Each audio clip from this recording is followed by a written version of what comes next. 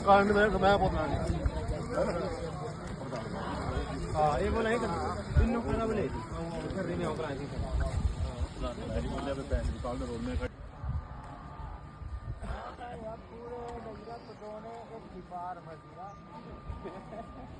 नहीं प्लाजा नहीं आसानी प्लाजा होता है